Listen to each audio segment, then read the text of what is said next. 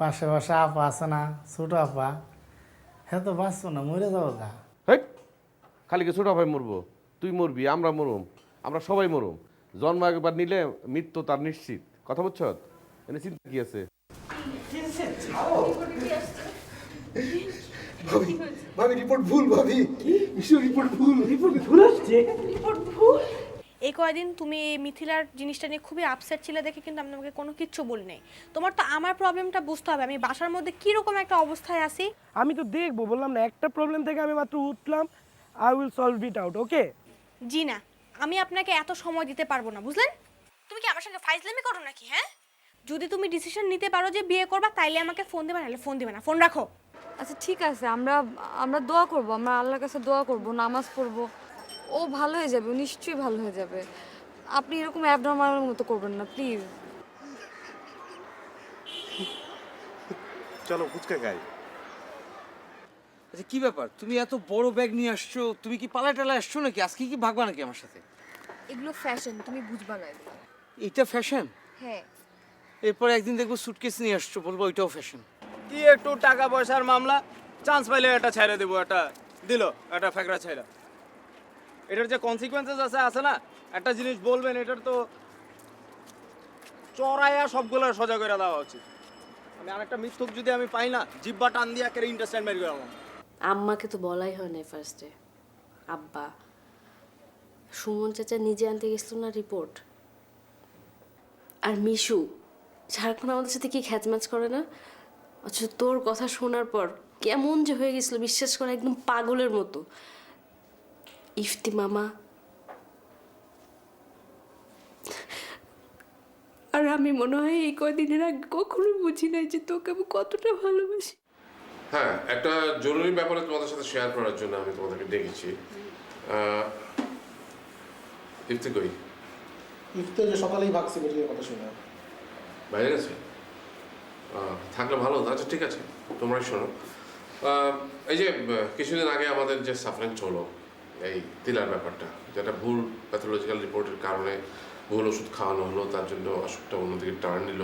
তো আমার মনে হয় যে এই ব্যাপারটা শুধু আমাদের ব্যাপার না, এটা গোটা দেশেরই একটা সমস্যা। অনেক পরিবার সাফার করছে, অনেক ব্যক্তি সাফার করছে। তো এটা আমার মাথায় খুব স্ট্রাইক করছে। তো আমি চাচ্ছি এটা এক ধরনের এটাকে মানুষের সামনে তুলে ধরা। আমরা জানি যে আমাদের দেশে অনেক ভালো ভালো ডাক্তার আছেন, তারাও হাইলি কোয়ালিফাইড, টেকনিশিয়ানস আছেন, তারাও কোয়ালিফাইড, বিদেশ থেকেও ট্রেনিং নিয়ে অনেকে এসছেন, তাদের ব্যাপারে আমার কিছু বলার নেই। কিন্তু বিষয়টা হলো যে এখন যে এই কাজগুলো আমরা দেখছি, সেবার চেয়ে বড় হয়ে গেছে ব্যবসাটা। এই ব্যবসা করতে গিয়ে যত সমস্যাগুলো হচ্ছে, সেখানে নন প্রফেশনাল লোকজনদের দিয়ে এইসব প্যাথোলজিক্যাল রিপোর্ট অনেক জায়গায় তৈরি করা হয়। অনেক সময় হুড়োহুড়ি করে ভুল হয়, যে আমার যে লোড, আমার ক্যাপাসিটি, হয়তো 100টা রিপোর্ট আমি করতে পারি, সেখানে আমি 1000টা রিপোর্ট আমাকে তৈরি করতে হচ্ছে। এই যে মিসপ্লেসমেন্ট হচ্ছে, তো এই বিভিন্ন কারণে মানুষ সাফার করছে। এবং সাফার হচ্ছে, সাফারিংসটা কোথায়? সাফারিংসটা হলে যে মানুষের জীবন নিয়ে টানাটানি হচ্ছে। তো এটাকে আমার মনে হয় যে একটু প্রতিবাদ জানানো দরকার। তো আমি ভাবছিলাম যে এটা একটু মিডিয়াতে জানানো দরকার, মানে অন্তত প্রতিবাদটা আমরাই শুরু করি ওইভাবে লেখালেখি করে। হয়তো তুমি লিখলে বা তুমি লিখলে বা তুই লিখলি বা তুমি লিখলে। আমার এত লেখালেখি টাইম নেই, আমি রান্না করবো না, থালাবাটি মাজবো, বুয়া রাখো, তাহলে আমি লিখবো, লিখে একদম নোবেল প্রাইজ পেয়ে যাবো। আচ্ছা ঠিক আছে, তোমাকে লিখতে হবে না, আমি যখন লিখবো তখন তুমি বসে থাকো সামনে, তাহলেই হবে। তো এটা আমার মনে হয় কি আইডিয়াটা তোমার হচ্ছে কিরকম হচ্ছে ভালো। তো তুমি তাহলে শুরু করো একটা। হ্যাঁ হ্যাঁ হ্যাঁ সুমন, তুমি লিখো, তোমাকে আমি ঘন্টায় ঘন্টায় চা দিব। না না ভাবি, সমস্যা হচ্ছে আমার টিভিসির কাজ সামনে।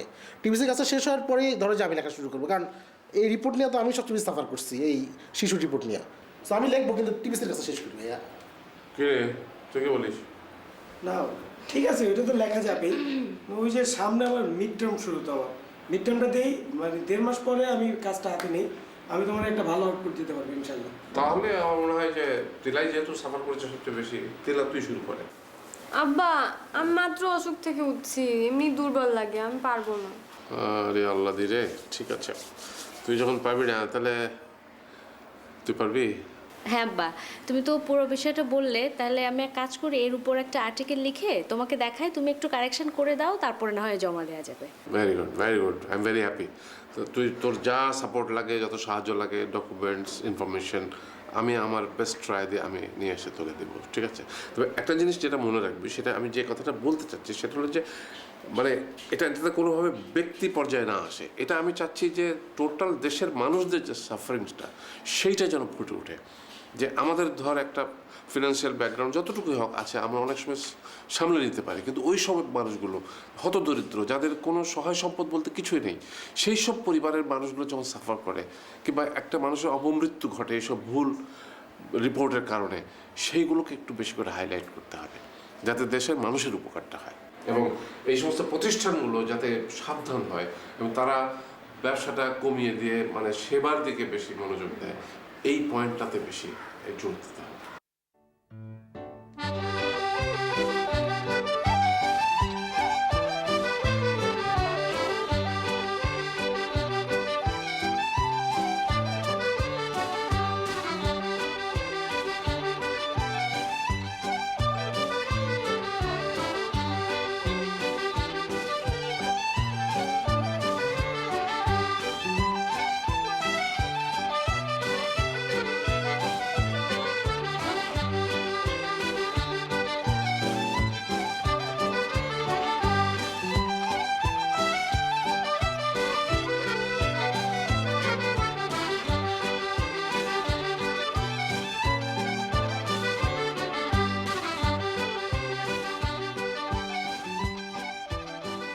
যেভাবে টেলিভিশনের দিকে তাকায় আসিস, আগের আমলের মুনি ঋষিরা এভাবে মানুষের দিকে তাকাইলে মানুষ বর্ষ হয়ে যেত।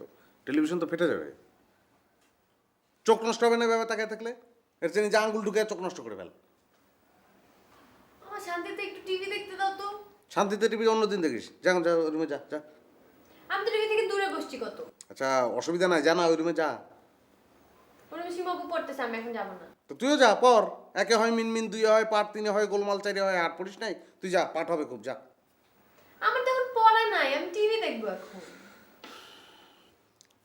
পড়া নাই কি এবার? পড়া সব সময় থাকে, আজীবন মানুষের পড়া থাকে। যা যা পর পর গিয়ে, এখন পড়া খুব ভালো হবে। এই সময় পড়াশোনা মানে মগজে থাকে ভালো। যা ওঠ। তোমার সমস্যা হলে কি সমস্যা তোমার? কি বল, জানা পড় তুমি গিয়ে। দেখো না টিভি। আচ্ছা ঠিক আছে, তোমার কোন চ্যানেল দেখতে ইচ্ছা হয় দেখো, আমার টিভি দেখা দিয়ে হলো কথা। কি এখন টিভি না দেখলে কি হবে তোর? আমার হাসপাস লাগবে এখন টিভি না দেখলে, টিভি দেখতে ইচ্ছা করতেছে। আমি মাত্র এসে বসছি। আল্লাহ যেন আজীবন তোর হাসপাস না কমায়।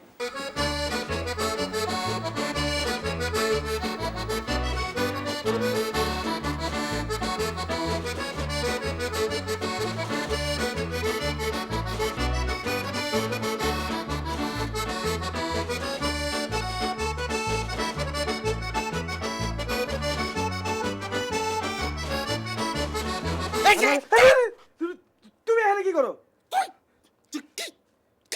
তুই এনে কি করিস? আমি তো ফোনে কথা বলার জন্য। কেন আশ্চর্য ফোনে কথা বলিস সাথে এসে? আর তুই চলাফেরা করিস, আওয়াজ পাওয়া যায় না, তুই কি সাপের বাচ্চা?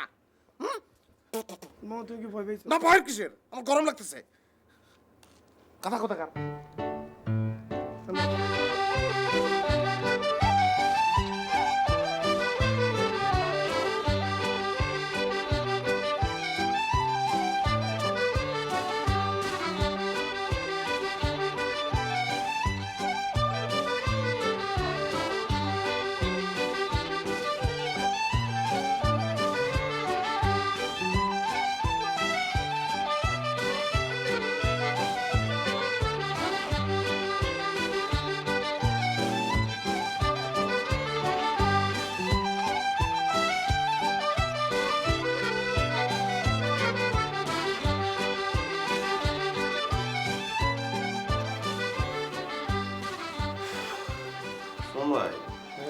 কি করেন? বাদ দেন তো, রাত্রে কাজ করতেছি।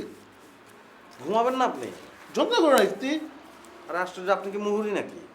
রাত ভোর কাজ করবেন? ঘুমান ঘুমান, শরীরটার যত্ন নিতে হবে না? আরে বাজে 10টা, এখন ঘুমামুখী। তো 10টার সময় তো ঘুমায় পড়বেন, শরীরের যত্ন নিতে হবে না? যান শুয়ে পড়েন। আমার খাতা পত্র দাও। পাগলামি করে না, এখন ঘুমানোর সময় ঘুমায় পড়েন, শরীর নষ্ট হয়ে যাবে। কারণ আমি আপনার ঘুম পাড়াই দিচ্ছি, চিন্তা কিছু নেই, কোনো কাজ করার দরকার নেই। শোনো আমার কথা, শোনো, পাগলামি করে না, শোনো ঘুমান, আমি ঘুম পাড়াই দিতেছি। শোনো, ঘুমা 10টার সময় কি ঘুমাবো? ও চাঁদ ঘুমায় ঘুমায়, ও ফুল ঘুমায় ঘুমায়, ও চাঁদ ঘুমায় ঘুমায় ও ফুল ঘুমায়। হ্যালো, আর বলুন না, নানান যন্ত্রণার মধ্যে আছি। বাংলাদেশের জনসংখ্যা যে এত বেশি সেটা আমাদের বাসায় আসলে খুঁজে পাওয়া যায়।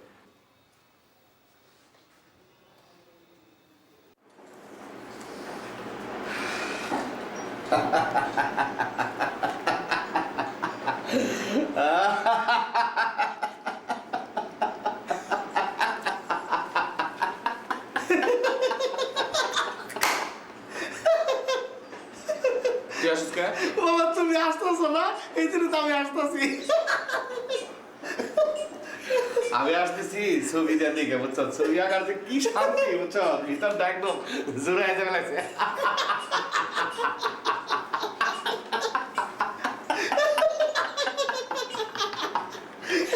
মামা এটা কিসের ছবি আঁকাইছ? হ্যাঁ, ও গাপ জালে দেহে গাপ। দূর বুকা গাপ কত রকম আছে না, বিলাতি গাপ, দেশি গাপ, শিল্পীর মন, বুঝছো? শিল্পী এটা কত সুন্দর একটা জিনিস। শিল্পীর মন কিরকম জানো? সুন্দর হয়েছে না? একদম সাগরের মতো, আকাশের মতো বিশাল। আল্লাহ, দেখ আরেকটা ছবি আঁকি, বুঝছো? এটা হলো গাপ, দেখছো তো? এই দেখ।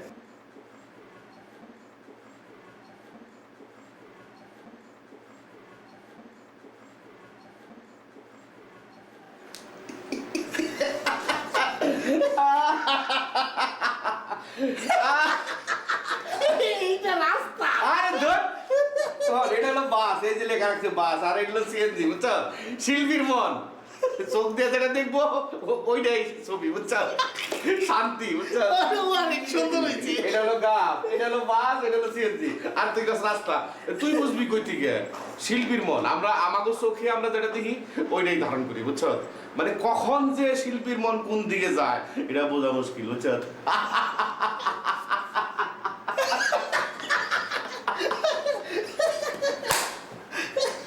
কি যে শান্তি লাগা লাগছে। সুন্দর হয়েছে এত সুন্দর ছবি দেখো, গাছ, বাস, সিএনজি।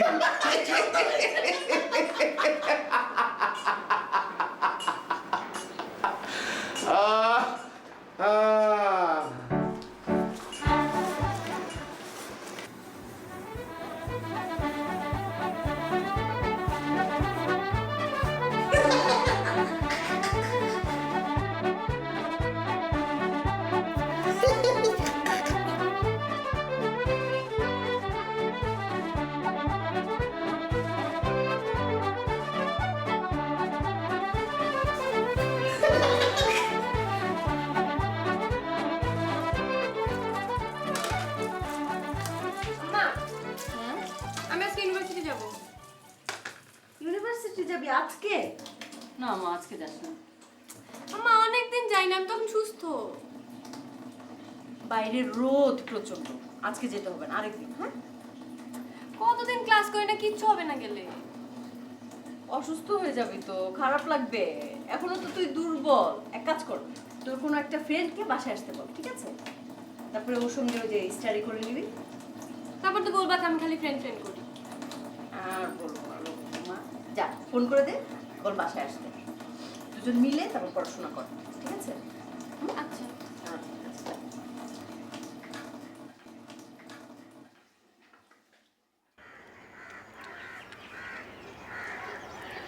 আপনি ফিল্ম দেখেন না? ফিল্ম দেখি। আমার কিন্তু ফিল্ম অনেক পছন্দ। আমি বাসায় আরে বাবা, ফিল্ম তো আমারও, আমার ভীষণ পছন্দ। মানে সিনেমা দেখা যে কত জরুরি একটা মানুষের জন্য, একটা মানুষের জীবনের মানে বিনোদন, তারপরে মানুষ জ্ঞানী হয়ে ওঠার পেছনে তো সিনেমাই একটা বড় ভূমিকা রাখে। মানে এটা আমার অনেক ভালো লাগছে তুমি দেখে। তোমার প্রিয় ফিল্ম কি, মানে কোন ধরনের ফিল্ম তোমার ভালো লাগে? আমি তো রোমান্টিক ফিল্ম বেশি দেখি। ও আচ্ছা আচ্ছা, তো এই জায়গায় তো ঝামেলা হয়ে গেল। আমার আবার রোমান্টিক ভালো লাগে না, অ্যাকশন ফিল্ম ভালো লাগে, মানে জিদ্দি ফিল্ম, বুঝছো তো? ফাইট, গতি অনেক ভালো লাগে। না, আমার অ্যাকশন দেখি, কিন্তু আমার রোমান্টিকটা বেশি ভালো লাগে। অ্যাকশন দেখো তুমি? হ্যাঁ। তাহলে তো ঠিকই আছে, অ্যাকশন রোমান্টিক দেখতে পারো, অসুবিধা নেই। আপনি কি ফেভারিট ছবি কি কি? ফেভারিট ছবি ওই যে বা রিসেন্ট যেটা দেখলাম আর কি, ছবি এই যে যায় না, একটা বাস যাইতে থাকে, মানে কোনো ব্রেক নাই, থামতেছে না, ওই যে একটা মাথায় ছোট ছোট চুল, কুড়ু কুড়ু চুল, আরে সিনেমাটা না, স্পিড স্পিড স্পিড, আর অদ্ভুত ছবি। এই ছবি বানানোর পরে এই ডিরেক্টরের মারা যাওয়া উচিত ছিল, কারণ এর বাইচে থাকলে তো সে আবার সিনেমা বানাবে, কিন্তু সিনেমা বানানোর আর দরকার নাই। আমার ধারণা 2008-এ এটা বেস্ট ফিল্ম, অনেক ভালো ছবি। এটা তো অনেক আগের ছবি। আগের ছবি তো অনেক আগের, এবং চমৎকার।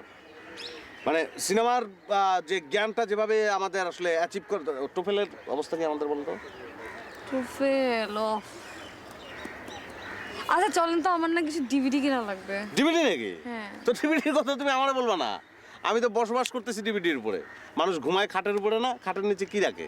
অনেক সময় ডেকচি চাবি দেবে, আমার খাটের নিচে ভর্তি খালি ডিভিডি। মানে আমি হচ্ছে ডিভিডিময় একজন মানুষ, বুঝতে পারছো? হ্যাঁ, তোমার কি কি ডিভিডি লাগবে খালি আমার বলবা, দেখবে যে চোখের নিমিষে হাজির। তাহলে চলেন, আমাকে ভালো কিছু ডিভিডি কিনে দেন। ভালো ডিভিডি? হ্যাঁ, ডিভিডি তো কিনলে ভালোই কিনতে হবে। চলো যাই, তুমি টাকা পয়সা আছে তো সঙ্গে? হ্যাঁ। সঙ্গে না থাকলে অসুবিধা নেই, আমার তো আছে। চলো।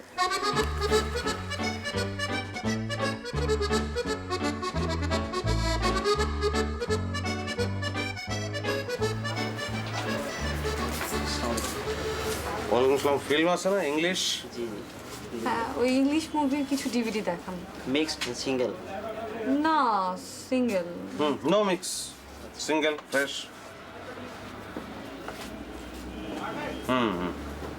দেন, এগুলো দেন। নতুন মুভি। আচ্ছা আচ্ছা, এটা কি? বডি অফ লাইসেন্স, ভালো, এটা দেখতে পারো। অ্যাকশন ছবি, খুব সুন্দর, অদ্ভুত। মানে যে লাইস, মিথ্যা, যে হ্যাঁ বডির সঙ্গে যে শরীরের সঙ্গে মিথ্যার যে মানে সম্পর্ক, মানে এটা অন্যভাবে আসছে আর কি। বুঝতে একটু কষ্ট হবে, কিন্তু চমৎকার ছবি, এটা অবশ্যই তোমার দেখা উচিত, খুব ভালো ছবি।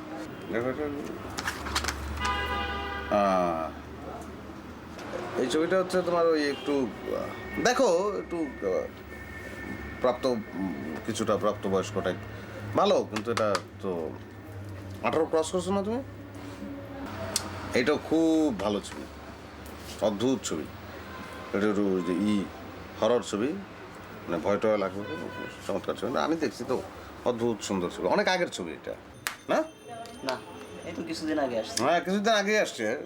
ঘটনাটা, হ্যাঁ অনেক ভালো ছবি, ঘটনাটা একটু আগের মনে হয়। অ্যাঞ্জেলিনা জোলির লাস্ট মুভি। হ্যাঁ হ্যাঁ, লাস্টই তো এটা, জলির লাস্ট মুভি, খুব ভালো। ওয়েলকাম হোম, ফ্যামিলি নিয়ে, এটা তো দেখাই উচিত। দুটা এই যে এখানে যে দুটা কুকুর আছে না, কুকুর দুটা ক্যারেক্টার, আরে বাবা, ওরা কুকুর দিয়ে খুব ভালো অভিনয় করে, অদ্ভুত।